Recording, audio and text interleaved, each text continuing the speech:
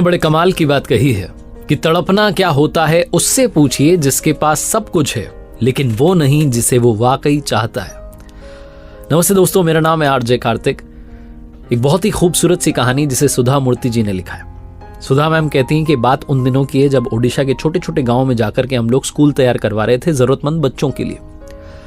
एक ऐसे ही छोटे से गांव में थे हम, पहाड़ी के बीच में, झील किनारे वो गांव था और हम वहां स्कूल की बिल्डिंग देखने के लिए पहुंचे हुए थे। तभी अचानक से तेज बरसात होने लगी। जो मेरे साथ में ट्रांसलेटर थे जिन्हें ओरिया और इंग्लिश आती थी, उनके साथ थी और उन्होंने मुझे सजेस्ट किया कि चलते हैं फटाफट से किसी झोपड़ी में, किसी घर में, बरसात बहुत तेज है और रुकेगी नहीं अभी। तो हम नज़दीकी झोपड़ी में पहुंच गए। दरवाज़ा खटखटाया, अंदर से झोपड़ी के मालिक ने दरवाज़ा खोला।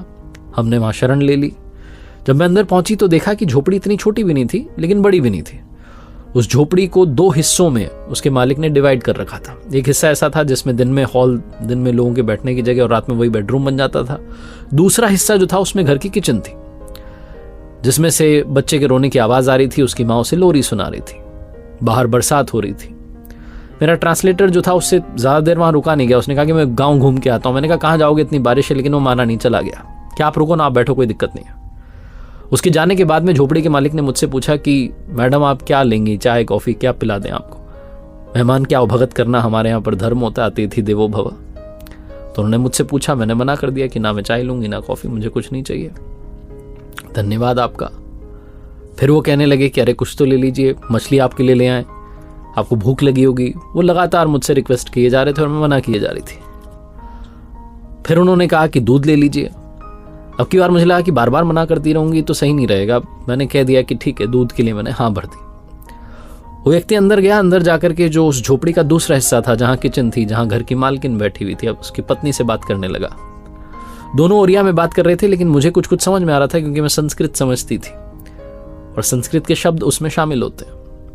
उनकी बातचीत से मुझे समझ में आया कि दोनों के बीच में झगड़ा शुरू हो चुका था। घर की मालकिन कह रही थी कि तुमने किस हक से उनसे पूछ लिया कि दूध पिएंगे, और उन्होंने कैसे कह दिया कि दूध पीना है?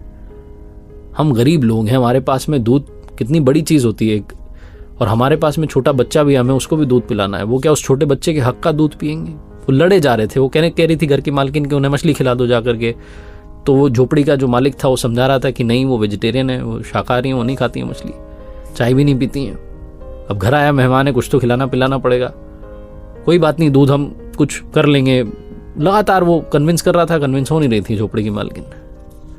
पति पत्नी का झगड़ा फाइनली इस बात पर आकर के रुका कि थोड़ा सा दूध लेकर के उसमें पानी मिला करके उसको उबाल करके वो मुझ तक पहुंचाएंगे। और उस व्यक्ति ने वही किया। वो दूध में पानी मिला करके उबाल के लेके आ गया।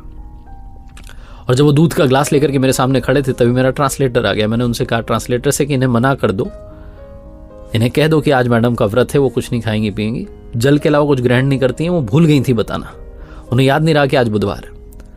जो मेरा ट्रांसलेटर था वो सोचने लगा कि सुबह तो होटल से ब्रेकफास्ट करके चली थी, अब ये ऐसा क्यों बोल रही हैं, लेकिन जो मैंने बोला था उसने बोल दिया। जो झोपड़ी का मालिक था वो उदास हो गया। उसे लगा कि अरे मैडम आप घर पर आई और आपने कुछ खाया पिया नहीं, लेकिन ठीक है आपका व्रत है तो। वैसे बुधवार का व्रत कौन करता है? फिर मैंने उन्हें समझाया कि मैं करती हूँ बुधवार का व्रत। उन्हें बुरा लगा, लेकिन मैंने उस दिन उस बच्चे के हक का दूध नहीं पिया और उस दिन के बाद से जीवन में कभी दूध नहीं पिया। The day I stop drinking milk. ये कहानी है सुधा मूर्ति जी की, उनकी बुक से ली हुई। और आज इस कहानी के जरिए बस ये बताना चाहता हूँ कि हमारे आसपास बहुत सारे ऐसे लोग हैं जो संकटों का सामना कर रहे हैं, लेकिन उनके चेहरे पर मुस्कान कम नहीं होती, उनके भाव कभी कमज़ोर नहीं होते। वो हमेशा दूसरों की भी मदद करना चाहते हैं, आवभगत करना चाहते हैं। एक बार फिर से वही बात कहूँगा जो अक्सर आपसे कहता हूँ, आइए इस दुनिया को अच्छा बनाते हैं। ऊपर वाले के आशीर्वाद के साथ, अपनी मेहनत और अपनों के प्यार के साथ कर दिखाइए कुछ ऐसा कि दुनिया करना चाहे आपके जैसा।